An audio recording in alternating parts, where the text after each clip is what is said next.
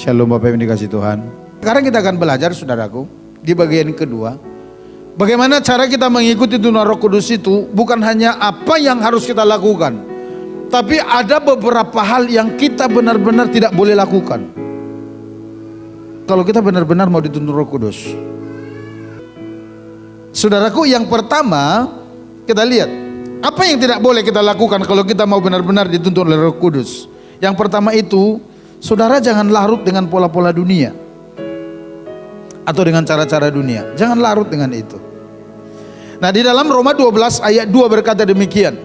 Janganlah kamu menjadi serupa dengan dunia ini, tetapi berubahlah oleh pembaharuan budimu, sehingga kamu dapat membedakan manakah kehendak Allah, apa yang baik, yang berkenan kepada Allah, dan yang sempurna.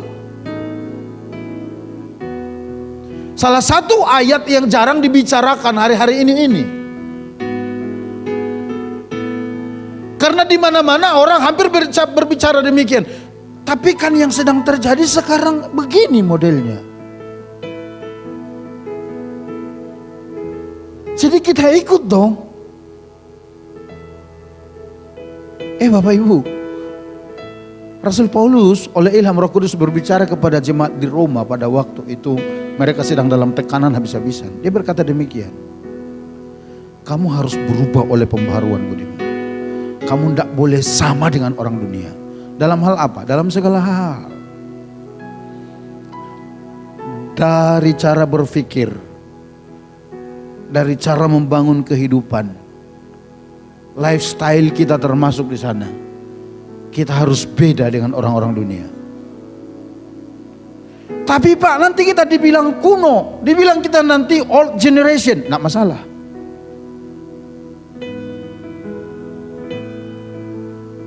Selagi itu seturut dengan firman. Amin. Amin. Kalau tidak,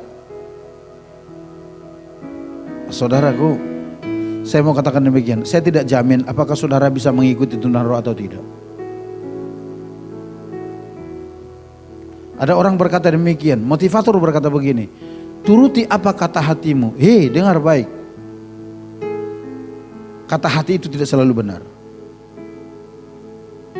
Alkitab berkata demikian, perasaan itu cenderung menipu. Terus bagaimana caranya kita membedakan itu tuntunan Roh atau kata hati? Bawa kembali kepada firman. Saya sering sampaikan itu ya. Bawa kembali kepada firman. Ngebet di hati iya, lingkungan berkata iya, tapi uji dengan firman. Itu kata Rasul Yohanes. Uji segala sesuatu. Dengan apa? Dengan firman. Waduh, kalau begitu kita harus banyak baca Alkitab dong Pak. Ya harus, namanya juga anak Tuhan. Kalau enggak, terlalu mudah kita diombang-ambingkan oleh arus pengajaran dunia. Ada filosofi orang Batak yang sangat salah menurut saya. Pak Charles ada? Beliau mungkin masih tahu ya, karena masih asli dari sana. Nanti tanya beliau terjemahnya. Kalau Ibu Purnama ini kan udah kawin nih. Ada filosofi orang Batak berkata demikian. Emena masak menat digaga ursa ina masa ima taula. Nanti tanya Pak Charles apa artinya. Kalau enggak tanya Pak Simamora di samping itu. Masih tahu. Artinya itu begini, intinya begini. Apa yang sedang ngetren itu yang kita kerjakan. Salah. Kalau yang ngetren itu bertentangan dengan firman, mau melakukannya. Jangan larut dengan pola-pola itu. Bagaimana dengan PC-nya Pak? Ya kita lihat, kita sesuaikan. Selagi itu masih dalam koridor kebenaran, go ahead aja. Tapi kalau jadi hanyut dengan cara-cara dunia semua, itu perlu dievaluasi. Itu perlu diuji. Amin saudara. Dunia ini terlalu sibuk dengan itu semua. Dan di tengah-tengah dunia yang seperti itu, anak-anak Tuhan diminta tampil beda. Tadi Pak Kiru katakan kalimat ini, dan saya berterima kasih untuk itu karena kita semua diingatkan, dan saya mau tegaskan pagi ini. Bagaimana caranya kita hidup terus dengan mengikut Tuhan selama kita masih di dunia? Itu sama dengan begini. Kita kan masih manusia. Ya wajarlah kalau kita masih jatuh bangun. Sehingga lagumu jatuh bangun aku. Ya kan? Saudara yang berkata wajar, saudara yang berkata ya wajarlah. Tuhan tidak berkata begitu. Kenapa? Bapak Ibu dengar baik. Kenapa kita harus hidup seperti Kristus hidup? Justru karena kita masih ada di dunia. Amin. Kalau saudara udah di sorga, saudara tidak perlukan itu. Semua di sana saleh-salehnya Tuhan. Jadi kalau ada orang berkata demikian, kita ini masih manusia. Memang betul, kita ini bukan malaikat. Tapi Pak, kita kan masih di dunia. Betul, dunia yang memerlukan itu. Sorga tidak memerlukan itu. Kita itu dibutuhkan menjadi saksi Kristus itu di dunia, bukan di sorga. Dan saudara tahu kenapa Tuhan panggil saudara menjadi saksi di dunia ini? Untuk memperlihatkan karakter Kristus itu kepada orang-orang di sekeliling kita di dunia ini. Supaya mereka bisa melihat Kristus ada dalam kita. Amin. Di sorga saudara mau melakukan itu, saudara mau saksiin siapa? Hanya satu pelayanan yang ada di dunia ini akan sampai ke sorga. Apa itu? Praise and worship. Penginjilan. Siapa yang saudara mau injili di sorga? Ayo. Khotbah. Siapa yang mau saudara khotbahin di sorga? Pengkhotbah ulung ada di sana. Siapa? Ayo. Kitab Wahyu mencatat hanya pelayanan, pujian, penyembahan yang sampai ke sorga. Karena 24 tua-tua itu tersungkur menyembah Dia yang duduk di tahta. Itu sebabnya latih diri kita dari bumi menyembah Dia. Kalau enggak, khawatir nanti di sorga saudara enggak bisa menyembah. Ayo saudara, ayo. Jadi karena kita masih di dunia lah diperlukan yang seperti itu. Itu sebabnya Roh Kudus berbicara kepada Paulus, tuliskan kepada jemaat di Roma, supaya mereka tidak sama dengan dunia ini. Harus berubah, harus berbeda. Ketika orang melihat orang akan kata, itu anak Tuhan. Itulah saudara. Dalam hal apa? Dalam segala hal, dalam tingkah laku kita. Saudaraku, Musa oleh perintah Tuhan menasihati orang Israel berkata begini, janganlah engkau turut-turut kebanyakan orang melakukan kejahatan, dan dalam memberikan kesaksian mengenai sesuatu perkara, janganlah engkau turut-turut kebanyakan orang membelokkan hukum. Intinya jangan ikut-ikutan dengan orang-orang dunia. Jangan. Kalau begitu apakah kita tidak boleh bergaul dengan orang dunia? Nanti kita lihat poin kedua. Apa memang begitu maksud Tuhan? Tapi saya pastikan enggak. Bukan begitu kok maksudnya. Tapi ada hal-hal yang perlu kita perhatikan dalam. Jadi yang pertama saudaraku, pastikan bahwa saudara tidak larut dengan cara-cara dunia.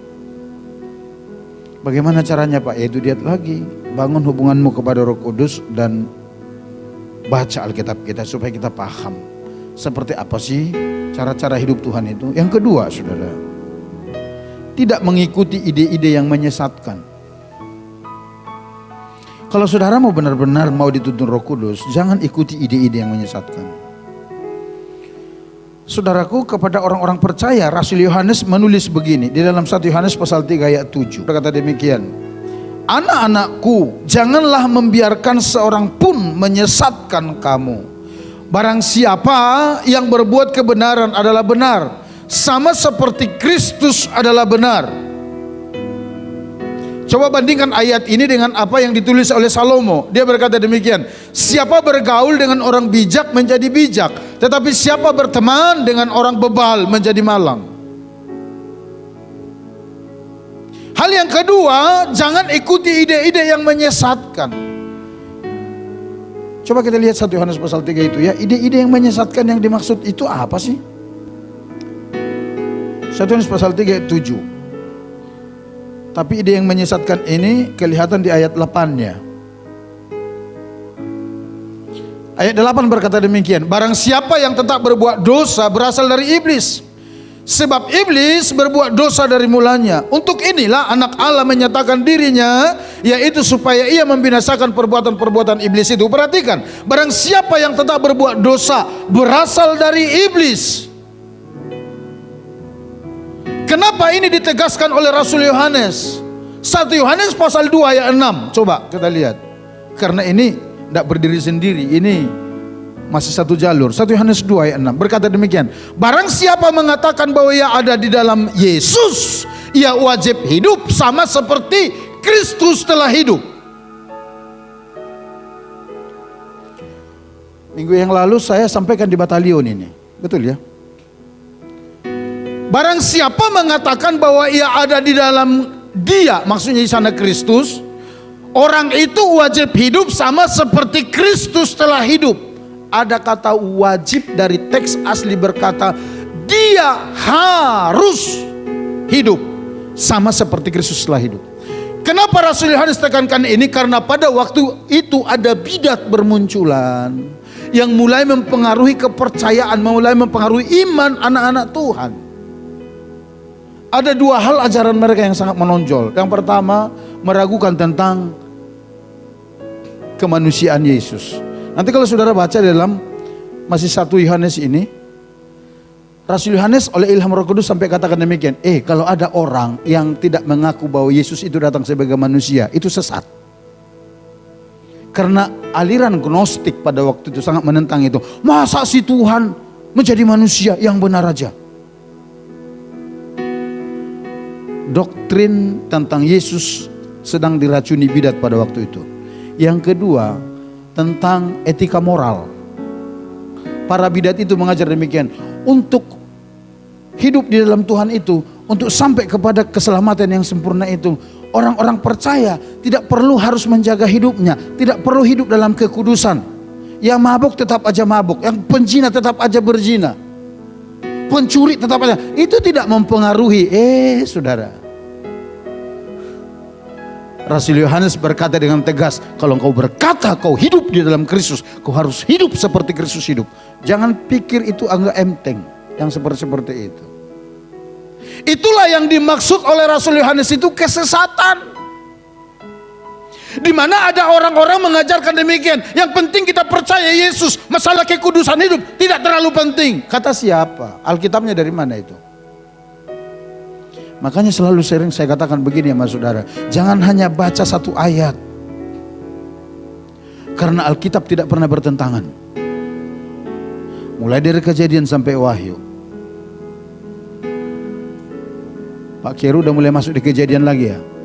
Kalau saya sekarang di Mazmur lagi. Kami dalam 2 tahun itu 3 kali kami baca Alkitab tembus. Dari Kejadian sampai Wahyu. Setiap 2 tahun 3 kali, itu minimal. Karena apa? Kami mendisiplin diri. Minimal setiap pagi 5 fatsal baca Alkitab. Minimal. Setiap pagi. Mau kita ada di Putusibau, mau kita di luar kota, itu tetap. Makanya Temparis untuk masuk bulan Desember kan saya wanti-wanti saudara-saudara. Ini udah beberapa keluarga yang pergi liburan ini. Saya katakan bolehlah memasuki bulan liburan, tapi tolong rohanimu jangan libur. Jangan saking asiknya liburan lupa baca Alkitab, jangan. Nanti kita diombang-ambingkan saudara ya. Tetap baca karena itu pedoman hidup kita. Alkitab tidak pernah bertentangan. Alkitab itu saling mengikat satu dengan yang lain. Saudara tahu Alkitab itu ditulis, penulisnya itu kurang lebih dari 40 orang. Dan selama 1500 tahun. Kenapa ini diplotkan menjadi 66 kitab, dikanonkan menjadi kitab kita. Ada banyak kitab-kitab lain. Tapi dari semuanya itu, hanya 66 kitab ini benar-benar yang punya ikatan, yang intisarinya, rujukannya, puncaknya ada di Yesus. Jadi saudara, Alkitab berkata, jangan biarkan seorang pun menyesatkan engkau. Saudaraku, coba saya lihat dulu ya.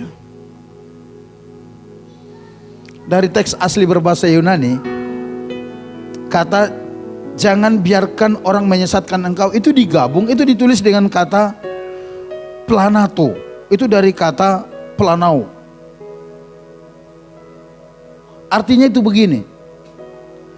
Jangan izinkan orang menuntun engkau, mempengaruhi atau membawa engkau berjalan di jalan yang sesat. Itu sebenarnya dari teks aslinya. Kata jangan membiarkan itu, jangan izinkan. Bagaimana cara kita mendeteksinya? Lihat ayat yang 8 itu. Barang siapa yang tetap berbuat dosa berasal dari iblis. Artinya apa ya? Artinya begini. Kalau ada orang-orang menghalalkan tindakan-tindakan perbuatan yang melanggar firman dan berkata itu tidak apa-apa, dan berkata itu masih tetap di areal kasih karunia, Rasul Yohanes berkata demikian, jangan izinkan orang itu mempengaruhi pikiran dan imanmu. Engkau harus berani berkata, no, itu bukan jalan di dalam Tuhan. Itu loh maksudnya, saudara. Ayo saudara, yuk. Jangan izinkan. Tapi ikutlah apa yang menjadi tuntunan Tuhan bagi kita. Kalau begitu, kembali kepada pertanyaan tadi. Apakah Tuhan tidak mengizinkan kita bergaul dengan orang-orang atau berteman dengan orang-orang yang tidak percaya Tuhan? Bukan begitu. Kalau seperti itu caranya kita tidak bisa memenangkan mereka. Tapi yang dimaksud oleh Tuhan itu, saudara, kurang lebih ini yang tertulis dalam 1 Yohanes pasal 2 ayat 15. Apa yang dikatakan di sana? Dikatakan demikian. Janganlah kamu mengasihi dunia dan apa yang ada di dalamnya. Jikalau orang mengasihi dunia, maka kasih akan Bapa tidak dalam hati orang itu. Dari teks asli berkata demikian. Jangan hatimu sampai terikat dengan hal-hal itu. Jangan izinkan apapun yang di dunia ini mengikat hatimu. Kalau mengikatkan, saudaraku, berarti seolah-olah kita tidak bisa lepas dari situ gitu loh. Jangan izinkan, jangan izinkan. Itu maksud Tuhan. Begitu itu ada di hati saudara, dikatakan kasih akan Bapa itu bisa tereliminasi dari hatimu. Itu teks aslinya sebenarnya. Kalau kepada jemaat di Roma pasal 8 yang kita baca minggu lalu, di mana Paulus berkata demikian, orang yang hidup oleh daging membangun perseteruan dengan Tuhan itu. Terjemahan lain berkata demikian, orang yang selalu hidup mengikuti, menuruti keinginan dagingnya, dia sedang menarik diri secara perlahan-lahan dari kasih karunia Tuhan. Kalau dikatakan cara perlahan-lahan, bisa tanpa disadari. Amin. Rasanya masih aman gitu loh, rasanya masih pada tempatnya. Nggak tahu-tahu udah mengundurkan diri. Apakah Tuhan mendepaknya? Tidak. Ini yang saya katakan tadi, Tuhan itu auto, saudara.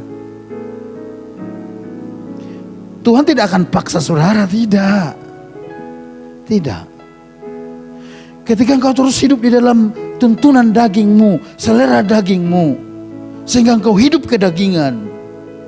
Paulus berkata, orang seperti itu sedang menarik dirinya perlahan-lahan dari anugerah Allah.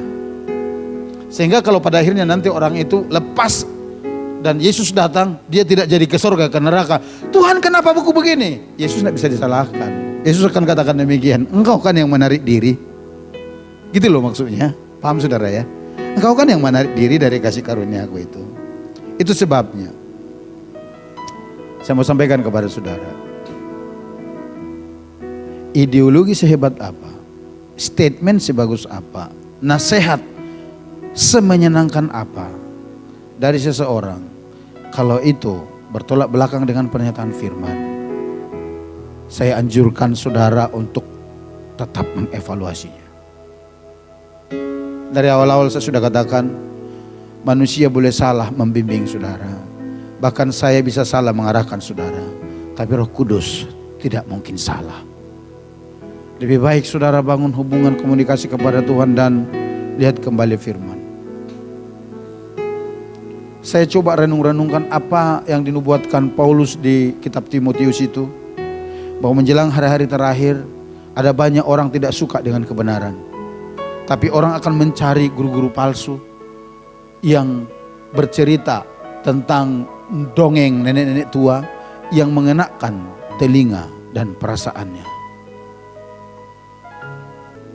Kalau dia menyimpang, Rasul Yohanes berkata, jangan izinkan seorang pun membawamu kepada penyimpangan-penyimpangan itu. Jangan izinkan.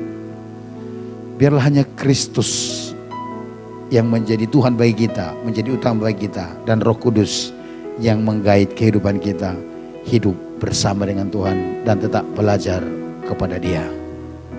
Amin.